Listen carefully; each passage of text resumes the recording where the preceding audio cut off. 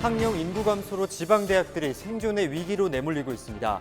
실제 2년 전 동해 한중대가 끝내 폐교되면서 지역 경제는 직격탄을 맞았습니다. 학생이 줄어 어려움이 큰 지방대들은 교육부의 대학 역량평가를 잘 받기 위해 허위 입학생으로 학생 수를 부풀리는 등 불법 행위까지 저지르고 있습니다. 30도를 웃도는 무더위가 시작되면서 문을 열고 냉방 영업을 하는 업소들이 늘고 있습니다. 여름철 전력 공급의 안정화를 위해 단속이 추진되지만 코로나19 확산을 막기 위해 한시적으로 허용돼야 한다는 의견이 엇갈리고 있습니다. 원주시가 지역 출신의 고려시대의 문인 운곡 원천석 선생의 인물상을 세웠습니다. 앞으로도 지역의 자긍심을 높이기 위해서 역사적인 인물을 알리는 선양 사업을 펼칠 계획이라고 합니다.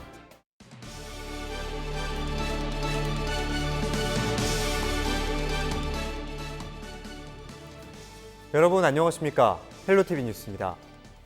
학령 인구 감소로 지방대학들이 생존의 위기로 내몰리고 있습니다. 실제 2년 전 동해 한중대가 끝내 폐교되면서 지역 경제는 직격탄을 맞았습니다.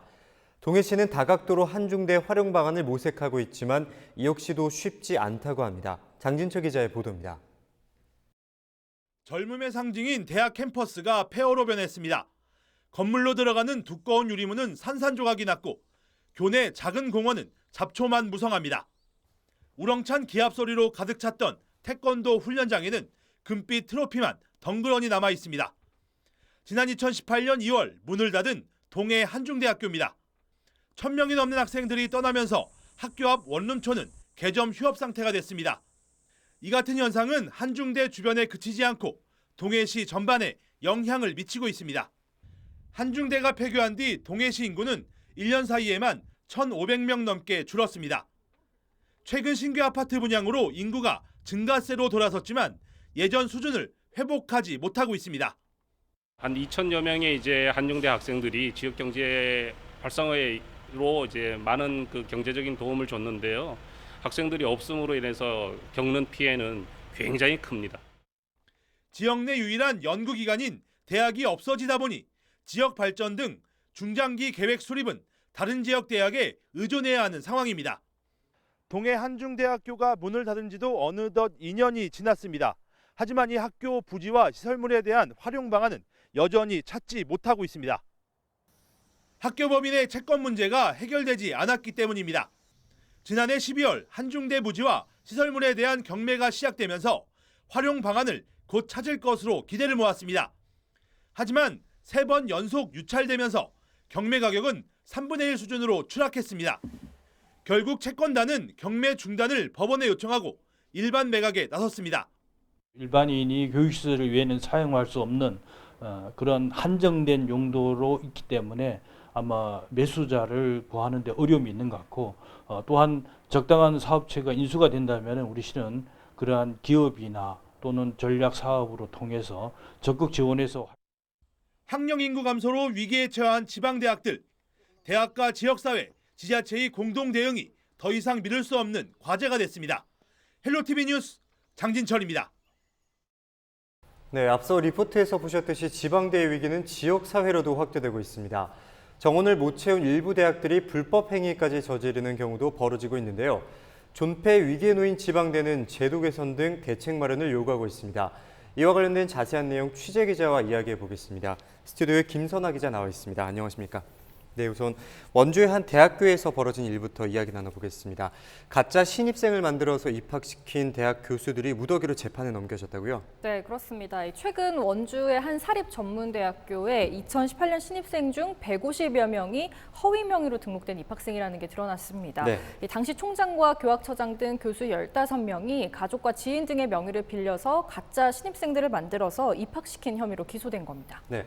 그렇다면 교수들이 불법적인 행위까지 저지르면서 허위 입학생을 만든 이유가 무엇일까요? 네, 바로 이 교육부의 대학 기본 역량 진단 때문이었습니다. 이 대학 역량 진단이라는 거는 교육부가 이 전국 대학의 교육 여건과 운영 건전성 등을 3년 단위로 평가해서 이 대학의 정원 감축을 유도하는 정책을 말하는데요. 이 신입생과 재학생 충원율, 취업률 등을 지표로 이것을 평가를 합니다. 네. 그런데 이 기준을 충족하지 못하면 이 대학들은 재정 지원 등에서 불이익을 불이익을 받게 되는 건데요. 이 난립하고 있는 부실 대학교를 좀 정리해서 교육의 질을 높이고 대학 규모를 적절하게 유지하겠다는 취지입니다. 이게 학령 인구가 급격하게 줄어드는 상황에서 대학의 규모를 좀 조정하고 비리 등의 문제가 있는 사립대학교를 정리해서 없앨 수 있다는 점은 긍정적으로 평가를 받고 있는데요. 그런데 일부 지방대학교에서는 이 대학 역량 평가가 대학 살생부라면서 좀 제도 개선을 요구하는 목소리가 나오고 있습니다. 네, 그렇다면 또 여기서 짚고 넘어가야 할 것이 지방대에서 이런 불만이 나오는 이유가 무엇입니까? 네, 이 평가 자체가 이 지방대의 불리한 구조라는 겁니다. 네. 이 학령 인구가 적은 것 같은 이런 지역 특수성이 전혀 반영되지 않았다는 건데요. 네. 또 이 평가 지표를 보면 이 충원율이나 취업률 외에도 중장기 계획이나 수업 관리 상태 그리고 취업 지원 같은 이런 지표는 대부분 계량화해서 평가할 수 없는 정성 지표이기 때문에 이 주관적이거나 자의적인 결과가 나올 수 있다는 목소리입니다. 네.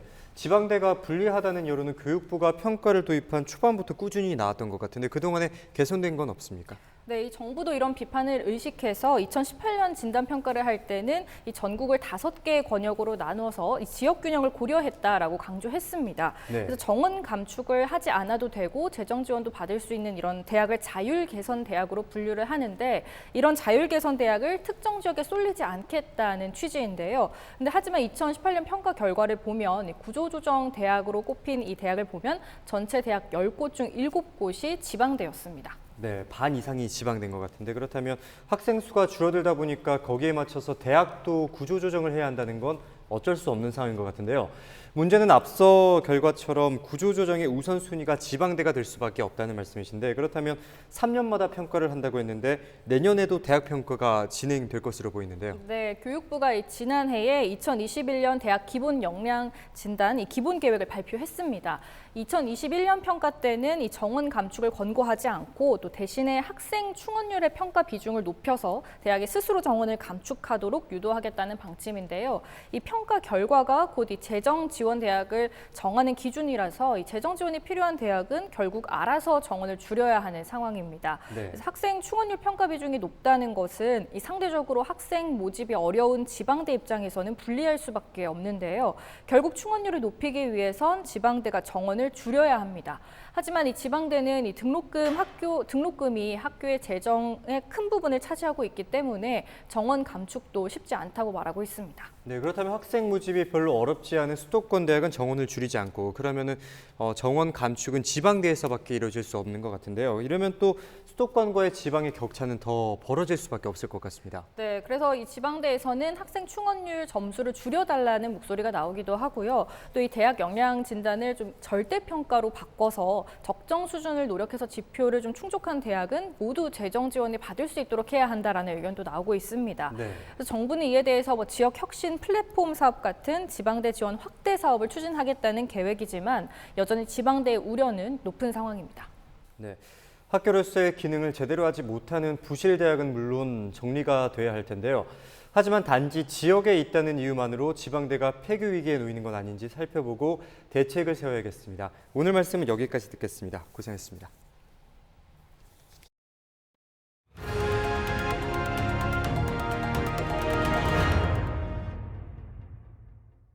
지방대학의 위기를 극복하기 위해서는 지역 인재 채용이 중요한데요. 개정된 혁신도시법이 시행되면서 공공기관의 지역 인재 채용이 확대되고 있습니다. 취업난 해소와 지방대학의 위기 극복에 도움이 될 수 있을지 기대를 모으고 있습니다. 정선영 기자입니다. 정부는 2005년부터 지난해까지 전국의 혁신도시 10곳을 지정하고 수도권에 있던 153개 공공기관 이전을 완료했습니다. 지난해 이들 공공기관이 뽑은 지역 인재는 1,517명으로 전체 채용 인원의 26% 규모입니다. 해당 지역 출신 인재를 일정 비율 의무적으로 채용하는 규정에 따른 겁니다. 충남과 대전의 경우 전국 광역시도 가운데 유일하게 혁신도시가 없어 이러한 혜택에서 소외돼 왔는데 뒤늦게 제도가 보완되면서 역차별이 해소될 전망입니다. 개정된 혁신도시법이 지난 6월부터 시행됨에 따라 2005년 이전에 수도권에서 지방으로 옮긴 공공기관에도 지역인재 의무 채용이 적용됐습니다. 해당 지역도 충남에서 충북, 대전, 세종까지 충청권 51개 공공기관으로 확대됐습니다. 기존에 충남에 있었던 한국서부발전과 한국중부발전 역시 2022년까지 지역 인재를 30%로 늘려야 합니다. 오히려 스펙이 좋은 친구들보다는 장기간 근무하기에는 굉장히 좋은 것 같습니다. 그리고 하반기에 예정돼 있는 신입사원 채용 시에도 지역 인재를 24%까지 채용하는 것을 목표로 하여 지역 인재와 함께 성장하는 회사가 될 수 있도록 노력할 예정입니다. 공공기관 취업을 준비하는 충남 지역 청년들도 긍정적으로 보고 있습니다. 지역 인재 전형으로 응시하면 수도권 대학 졸업생들과 경쟁해야 하는 일반 전형보다 최종 합격 가능성이 높아질 거란 기대에서입니다. 또 지방 근무에 대한 거부감이 덜하고 기업이 있는 지역의 환경과 문화 등을 잘 이해하고 있어 실제 업무에도 도움이 된다는 점을 내세우겠다는 전략입니다. 기업이라던가 아니면은 뭐 주변 환경 아니면은 뭐 장소마다 문화도 조금씩 다를 거 아니에요. 뭐 시장 흐름이라던가 그런 거를 외지에서 오는 사람들보다 더 잘 알 수 있지 않을까라고 생각합니다. 서울에 있는 학생들과 이제 지방에 있는 학생들의 이제 차이가 분명히 있는 것 같아요. 그래서 지역 인재 제도가 더 확대돼서 이제 지역에서 더 좋은 인재들을 창출해냈으면 좋겠습니다. 올해 전국 공공기관 신규 채용 규모는 2만 5천여 명. 지역 인재 의무 채용 제도가 지방대 청년들의 취업난에 숨통을 틔워줄 수 있을지 주목됩니다. 헬로티비 뉴스 정선영입니다.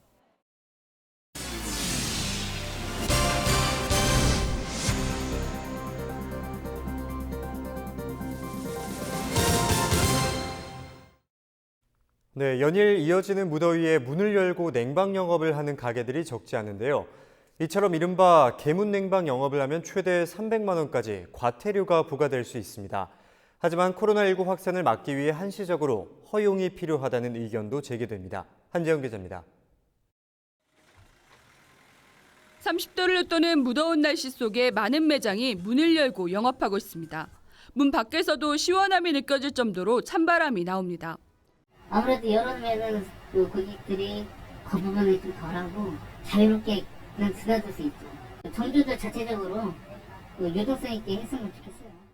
개문 냉방 영업을 하면 문을 닫았을 때보다 전력 소비량이 많게는 4배 정도에 달합니다. 정부는 여름철 전력 수급 안정을 위해 이달부터 절정 캠페인을 하겠다고 밝혔습니다. 문을 열고 냉방기를 가동하다 적발되면 과태료가 최대 300만 원까지 부과됩니다. 다만 코로나19 예방을 위해 2시간마다 환기하도록 하는 사용 지침도 발표했습니다. 여름철 안전한 전력 수급을 위해 개문 냉방을 제한해야 하지만 코로나19의 확산을 막기 위해 한시적인 허용이 필요하다는 목소리도 많습니다. 한여름 무더위 속에 영업을 하는 가게에서 2시간마다 에어컨을 끄고 환기를 제대로 할 수 있겠냐는 비판도 제기됩니다.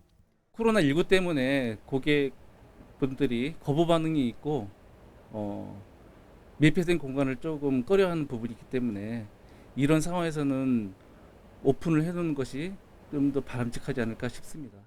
코로나19가 사그러들지 않고 있어 밀폐된 공간에 대한 시민들의 부담감도 적지 않습니다. 네, 아무래도 좀 더우면 들어가기 힘들기는 한데 그래도 아무래도 요즘 또 시국이다 보니까 비말로 접촉이 되다 보니까 문이 닫혀 있으면 좀 불안한 경우도 있고. 전문가들도 코로나19 사태 속에서는 보다 유연한 정책이 필요하다고 조언합니다. 다중이용시설 등 밀폐된 공간에서의 집단 감염 사례가 많고 냉방기를 가동하면 확산세가 더욱 심화될 수 있기 때문입니다. 에어컨을 이제 틀어서 또 이제 그 비말들이 또 실내에 많이 이동하게 되면 그만큼 또 위험성이 높아질 수 있어서요. 환기를 자주 하고 하는 것을 이제 유도하기 위해서는 좀 개문하고 환기하는 걸 일시적으로는 좀 허용해 주는 게. 무더운 날씨 속에 코로나19 사태까지 겹친 올여름. 전력 수급의 안정과 바이러스 확산을 막기 위해 보다 현실적인 정책이 필요해 보입니다. 헬로티비 뉴스 한지영입니다. 원주시는 오는 13일부터 20일까지 생활방역과 농어촌 경제활동 지원 등 7개 분야 희망 일자리 참여자 1,620명을 모집한다고 밝혔습니다. 참여 대상은 신청일 기준 원주시에 주소를 두고 생계 지원이 필요한 만 18세 이상 근로 능력이 있는 시민이며 취업 취약계층과 코로나19로 인한 실직과 폐업자를 우선 선발합니다. 이번 원주시 희망 일자리는 강원도 내에서 최대 규모로 코로나19로 어려움을 겪는 지역 경제 회복에 도움이 될 것으로 원주시는 기대하고 있습니다. 강원도가 코로나19 사태 이후 농가들의 경쟁력 확보를 위해 앞으로 4년 동안 2조 2,500억 원을 투입합니다. 강원도는 9일 자립농정 실현을 위해 5개 과제 9개 사업을 추진한다고 밝혔습니다. 우선 식량 자급 방안을 마련하고 디지털 유통 플랫폼 구축과 바이러스 등 사회 재난에 대비한 스마트 농업 방역 인프라 구축 등입니다. 또 디지털 농업을 집중 육성하고 농촌 체질 개선 사업 등을 지속적으로 추진하기로 했습니다. 네, 원주시가 지역을 대표하는 역사적인 인물 알리기에 나섰습니다. 그 첫 번째로 고려말 조선 초의 문인 원천석 선생의 인물상을 시민이 자주 찾는 광장에 세웠습니다. 앞으로도 지역을 빛낸 역사적인 인물을 알릴 계획이라고 합니다. 이다혜 기자입니다. 시민들이 즐겨 찾는 시립중앙도서관 열린 광장에 대형 인물상이 세워졌습니다. 동상 크기만 5m 정도로 서울 광화문 광장의 이순신 장군 동상과 비슷합니다. 고려 말과 조선 초기 대문장가이자 원주 원시 운곡파의 중시조인 원천석 선생입니다. 태종이 정식으로 이제 태종이 돼 가지고 은곡을 찾아서 제일 먼저 찾았는데 은곡은 일사이부군 두 사람의 임금을 속이지 않겠다 이래 가지고 양반이 그 부름을 했어요. 인물상 뒤에는 치악산을 상징하는 조형물과 선생의 생전 글귀가 담긴 자연석 10개가 설치됐습니다. 이번 인물상 제작에는 도비와 시비 6억 원이 투입됐습니다. 인물상 대상은 지난 2017년 구성된 원주 역사인물상 건립추진위원회가 선정했습니다. 그동안 우리 시에 굉장히 많은 인물에 대해서 시민들께서 자세히 모르잖아요. 그래서 이렇게 동상이나 이런 걸 건립하는 것을 보고 교육의 장으로 이렇게 활용할 계획입니다. 앞으로도 이 같은 원주의 역사적 인물상은 추가로 건립될 예정입니다. 조선 중기 관찰사 및 지방관이었던 의제 김재감 목사와 수양대군에 맞서 단종을 지키려 벼슬을 벌인 생육신 관란 원호 선생의 인물상이 추진되고 있습니다. 원주시는 지역을 빛낸 역사적 인물 알리기를 통해 지역민의 자긍심과 애향심을 높일 것으로 기대하고 있습니다. 헬로티비 뉴스 이다혜입니다. 고성 지역 27개 해수욕장이 오는 10일 개장해 8월 16일까지 38일 동안 운영됩니다. 고성군은 앞서 아름다운 동해안 경관 조성을 위해 군 경계 철책에 대한 과학적 대체 감시 장비를 설치하고 13개소 9,800m의 철책을 제거했습니다. 또 코로나19 확산을 예방하기 위해 해수욕장 코로나19 대응반을 구성하고 마스크 쓰기와 파라솔 2m 거리 두기, 다중 이용시설 소독 확대 등의 관리를 강화합니다. 이와 함께 해양수산부 지침에 따라 맨손 오징어 잡기 대회와 서핑 축제 등의 문화체험 행사는 진행하지 않기로 했습니다. 홍천 지역 한 목장에서 출한 한우가 도살 후 가죽과 머리, 내장 등을 떼어낸 체중인 도체중이 전국 최고 기록을 넘어섰습니다. 홍천군은 이 슈퍼 한우의 도체중이 824kg을 기록해 전국 최고 기록인 817kg을 경신했고 한우 거세우 평균 도체중에 비해 2배 정도 무겁게 나타났다고 밝혔습니다. 이 슈퍼 한우는 홍천군이 홍천한우 마스코트 사업으로 지난 8년간 추진한 고능력 우량 암소의 수정란 이식을 통해 생산된 한우입니다.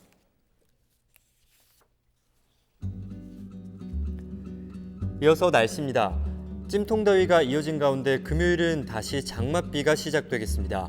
영서 지역에는 간간히 소나기가 자주 내리겠고 영동 지역으로도 오후부터 비가 내릴 것으로 보여 외출하실 때 우산을 반드시 챙겨 나가시기 바랍니다. 자세한 지역별 날씨입니다. 비가 내리면서 내륙 지역의 낮 기온은 28도를 밑도는 등 기온이 크게 오르지 못하겠고 동해안으로도 더위는 한풀 꺾이겠습니다. 주간 날씨입니다. 장마전선의 영향으로 금요일 오후부터 차차 흐려지다가 당분간은 흐린 날씨가 지속되겠고 영동 지역 역시 비 소식이 잦을 것으로 전망됩니다. 이상으로 뉴스를 마치겠습니다. 저희 헬로티비 뉴스는 지영민과 함께합니다. 함께해 주신 여러분 고맙습니다.